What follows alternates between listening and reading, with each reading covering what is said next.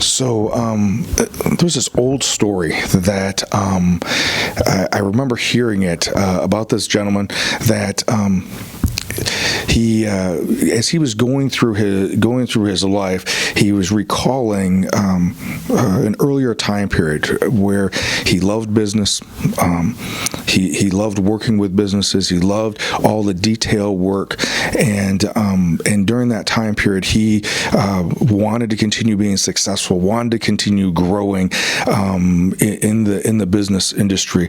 It just also happened at the same time period that he fell in love, and he had this other aspect that was giving him life, and it was this, like many times, this young love that was all part of what was going on in his day-to-day experience. He had a mentor who pushed him and put some goals out for him to be able to attain if he wanted to continue growing in the company. And then one day, as he was with his at that time now fiance, or maybe they had just started talking about that way, he had a situation where he was. It was around Christmas time, and he was supposed to be with his girlfriend, fiance, but his mentor, his supervisor, needed him to stay at work, and so he wasn't going to be able to attend this gathering with his girlfriend. And because this had been occurring more and more, she had a conversation with him about saying that maybe his priorities were not aligning with her priorities. In his frustration, he got angry, and he turned away from it and went to work. He felt like he was in this double bind, that he had to appease his mentor and supervisor. At the same time, he wanted to be with his girlfriend.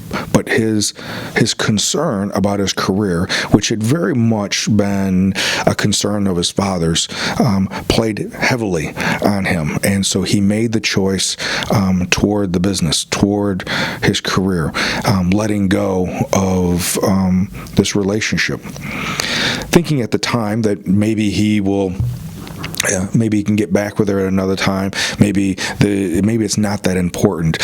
Over time, he was able to invest more and more of his energy into his work. He became more and more successful at that, and it seemed like now, without any outside distractions, he just was continuing to soar career-wise. As the years went on, he noticed that he wasn't finding time for those relationships. And he became more and more concerned and obsessed about making money and continued to climbing the ladder. He recognized that he could minimize his cost, which would then increase his amount of money that he had in the bank, which became more and more of value to him. Every year, though, there would be this Christmas thing, and it seemed to remind him of what he had no longer had in his life, and he became more and more embittered about that. His mentor dies, and he takes over the business. Money was not an object, even though it seemed like there was never enough for this particular man. He continued to acquire new businesses and continued to benefit from all the hard work that he had. And because there was no limitations or no distractions, he just continued to climb. But every year he became more and more embittered about this holiday season, where his employees would want to take time off and be with family, and he just saw it as an aspect of what work wasn't going to get done, and he could not see the benefit of that because it had no longer benefited him. As you might guess, you may be guessing who we're talking about.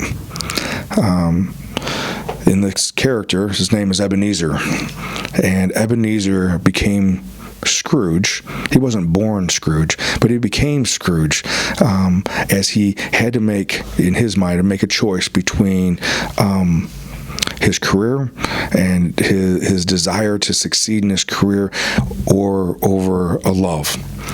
in his particular case, because of a fear that may have been planted with him by his father, a fear of not having enough, he chose the career. He chose to be what we'd say today, say a workaholic.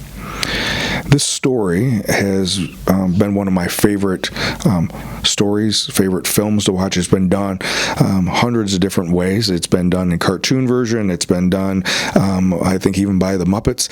It's been done numerous ways, but the storyline is always the same.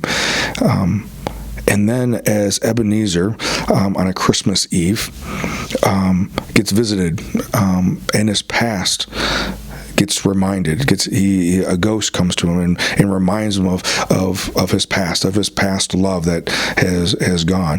And then a ghost of present reminds him and shows him from a perspective of how he has been living his life right now. And in both those cases, he is minimally affected. But when the ghost of the future gives him a snapshot or a glimpse of what his life is going to be like in the future, or what it won't be in the future, that seemed to awaken him to this possibility that maybe he could have a different life. Awakened from that, what he considered a nightmare, he took action right away. And that action led to toward helping other people. I think in my life, as well as others, is this idea that sometimes out of fear, we will think that we have to do certain things, that we're in a double bind, that we will choose a profession or choose a particular thing and become so locked and focused on that we don't have a balance in our life. And again, not that working hard isn't part of what we need to do to accomplish certain goals. I do believe we need to do that and discipline ourselves. But this idea of having an imbalance and not having a life-work balance, or if it's an activity or a sport, to be able to have that balance. As Ebenezer became Scrooge because of his wounds, I think it's an opportunity for us to learn in our own life. How can we have that balance? How can we avoid the pitfalls that Ebenezer had in his life and throughout his adult life?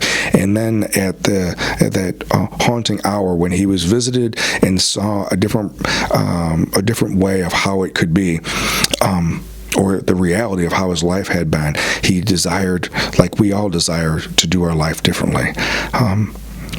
As we get ready for this holiday season, as we watch that show over again, we are able to transform our lives too, seeing where we spend maybe too much energy and what are we leaving behind. Thank you very much for being with us, and I look forward to seeing you again next week.